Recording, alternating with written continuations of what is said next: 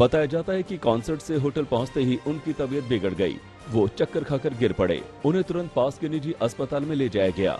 तब रात के करीब 10 बज रहे थे, लेकिन डॉक्टरों ने उन्हें मृत घोषित कर दिया।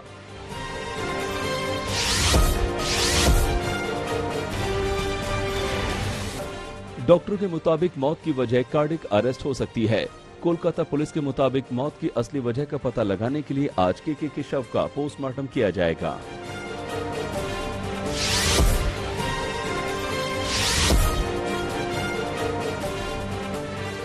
53 साल के केके के निधन की खबर लगते ही संगीत जगत में शोक की लहर दौड़ पड़ी। टीएमसी सांसद और सिंगर बाबुल सुप्रियो, संगीतकार जीत गांगुली, पश्चिम बंगाल सरकार के मंत्री अरूप विश्वास अस्पताल पहुंचे। थोड़ी देर में केके के सैकड़ों फैंस भी अस्पताल के बाहर जमा हो गए।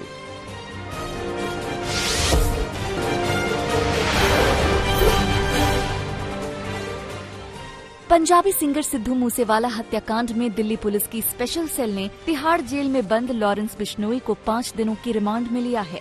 इस बीच गैंगस्टर लॉरेंस बिश्नोई के वकील ने उसकी सुरक्षा की गुहार लगाते हुए दिल्ली हाईकोर्ट में याचिका दायर की है। याचिका में मांग की गई है कि अगर पंजाब पुलिस प्रोडक्शन वारंट लगाकर बिश्नोई की कस्टडी लेती है तो उसकी जिंदगी की सुरक्षा सुनिश्चित की जाए। लॉरेंस बिश्नोई के वकील की ओर से हाईकोर्ट से इस पर जल्द सुनवाई की मांग की गई है।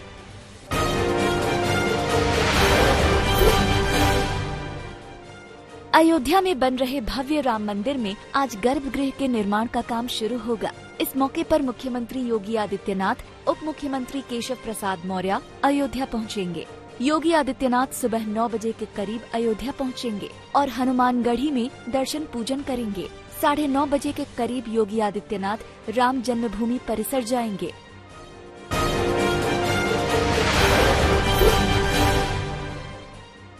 जम्मू कश्मीर के कुलगाम में हिंदू महिला टीचर की हत्या के बाद लोगों का गुस्सा बढ़ता जा रहा है। महिला टीचर रजनी बाला की हत्या के बाद कर्मचारियों ने प्रदर्शन कर सुरक्षा बढ़ाए जाने की मांग की। 19 दिन में कश्मीर घाटी में सरकारी नौकरी करने वाले कश्मीरी हिंदू की हत्या की ये दूसरी वारदात है। इससे पहले 12 मई को आतंकियों ने तहसीलदार कार्यालय में काम करने वाले राहुल भट्ट की उनके ही दफ्तर में गोली मारकर हत्या कर दी थी।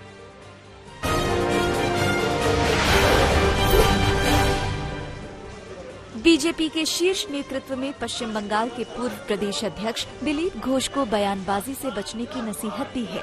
राष्ट्रीय महासचिव अरुण सिंह ने पूर्व प्रदेश अध्यक्ष दिलीप घोष को भेजे पत्र में ये नसीहत दी। दिलीप घोष से इस नाराजगी की वजह हाल ही में उनके पब्लिक मंचों पर दिए गए बयानों को माना जा रहा है। चिट्ठी में लिखा गया कि हाल के इंटरव्यू में उनके दिए बयानों को नजरअंदाज नहीं किया जा सकता है। उनके दिए बयानों से प्रदेश में पार्टी के नेताओं को नाराजगी है।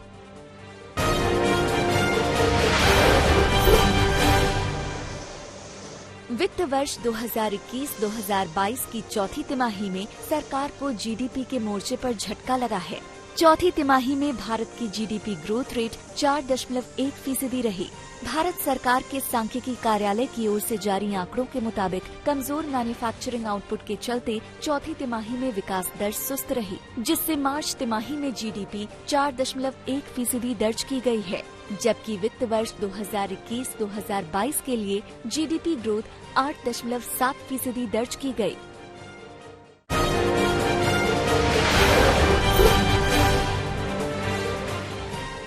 ज्ञानवापी मस्जिद की सर्वे रिपोर्ट लीक होने पर एआईएमआईएम के राष्ट्रीय अध्यक्ष ओवैसी ने कड़ी आपत्ति जताई है। ओवैसी ने कहा कि चाहे कितने ही वीडियो लीक कर लिए जाएं, लेकिन 1991 का कानून ही मान्य रहेगा। कानून के तहत 1947 को जहां मस्जिद थी वह वहीं रहेगी। 1942 के आदेश के आधार पर इलाहाबाद हाईकोर्ट इस मामले को निस्तारित कर चुका है। उन्होंने कहा कि सर्वे रिपोर्ट के लीक वीडियो मीडिया में चलाए जा रहे हैं, जो ठीक नहीं है।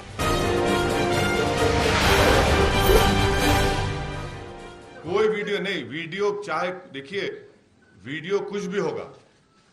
15 अगस्त 1947 को हमने कानून बना दिया। पहले तो मैं उन वीडियोस को नहीं मानता हूं, क्योंकि हो सकता है कि वीडियोस कंप्लीटली झूठ हो, एडिट करे हुए हों।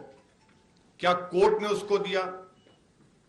क्या कोर्ट ने कहा कि पब्लिक डोमेन में? और अगर वीडियो सच भी हैं तब भी एक्ट रहेगा, कानून रहेगा।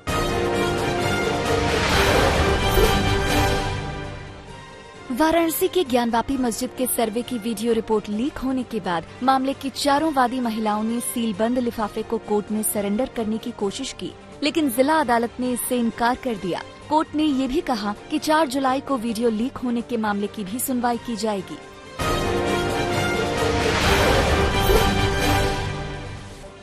दिल्ली के स्वास्थ्य मंत्री सत्येंद्र जैन को कोर्ट ने 9 जून तक ईडी की कस्टडी में भेज दिया है। इस बीच अरविंद केजरीवाल ने सत्येंद्र जैन का बचाव करते हुए कहा कि उन पर लगाए गए सभी आरोप झूठे हैं। पूरा का पूरा मामला फर्जी है। केवल राजनीति की वजह से उन्हें गिरफ्तार किया गया है। अगर उनके मामले में 1% भी सच्चाई होती तो कब का एक्शन ले चुका होता। केजरीवाल ने कहा कि इन्होंने हमारे कई विधायकों पर झूठे केस किए, सब कोर्ट से छूटकर वापस आ गए, क्योंकि अंत में सच्चाई की जीत होती है। मेरे ऊपर भी इन्होंने न जाने कितने केस किए, कितनी बार रेड करवाई, लेकिन कुछ भी नहीं मिला। आखिर में सत्येंद्र जैन भी छूट जाएंगे। मैंने सत्येंद्र जैन के सारे कागज खुद देखे हैं। पढ़ा लिखा आदमी हूं, कानून की भी बहुत समझ है। इनके ऊपर लगाए गए सारे आरोप फर्जी हैं। पूरा का पूरा मामला फर्जी है। केवल राजनीति की वजह से उन्हें गिरफ्तार किया गया। अगर उनके मामले में 1% की भी सच्चाई होती तो मैं खुद ही कब का उनके खिलाफ सख्त एक्शन ले चुका होता।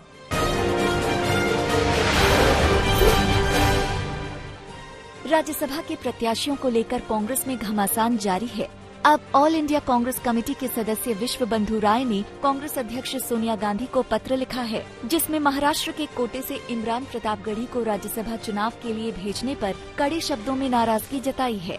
चिट्ठी में विश्व बंधु राय चौधरी ने लिखा कि मुरादाबाद से 6 लाख वोटों से हारने के बाद भी इन्हें अल्पसंख्यक विभाग का राष्ट्रीय अध्यक्ष बनाया गया था। अब इन्हें राज्यसभा में भी भेजा जा रहा है। एक ही शख्स पर पार्टी इतनी मेहरबान क्यों है?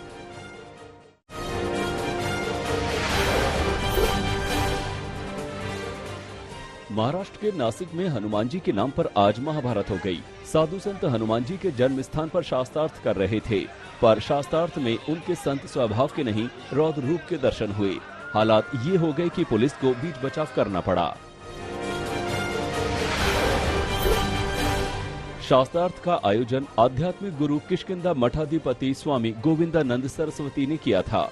इनका दावा है कि हनुमान जी का जन्म कर्नाटक के किष्किंधा में हुआ, जिसे अब हम्पी के नाम से जाना जाता है। कर्नाटक से आए स्वामी गोविंदानंद ने नासिक के साधुओं को अपनी ओर से कुछ प्रमाण देने की कोशिश की। जब वो नहीं माने तो शास्त्रार्थ के लिए बुलाया था। जम्मू कश्मीर के कुलगांव में आतंकियों ने एक महिला टीचर की हत्या कर दी। महिला टीचर रजनी बाला जम्मू के सांबा की रहने वाली थी। इस हत्या के बाद एक बार फिर कश्मीरी पंडितों का गुस्सा भड़क उठा। जम्मू से लेकर श्रीनगर तक कश्मीरी पंडितों ने जमकर नारेबाजी की। पटना में पूर्व विधायक चिरंजन सिंह के 2 भाइयों को अपराधियों ने गोली मार दी। एक की मौके पर मौत हो गई और दूसरा गंभीर रूप से जख्मी है। अपराधियों ने दोनों भाइयों पर भरे बाजार में गोली मारी। गोलीबारी की आवाज सुनकर लोग इधर उधर भागने लगे। अपराधी और मृतक दोनों बाइक पर सवार थे। अपराधियों ने पीछे से गोली मारकर पहले उन्हें नीचे गिराया, फिर पास जाकर 3 गोलियां मारी।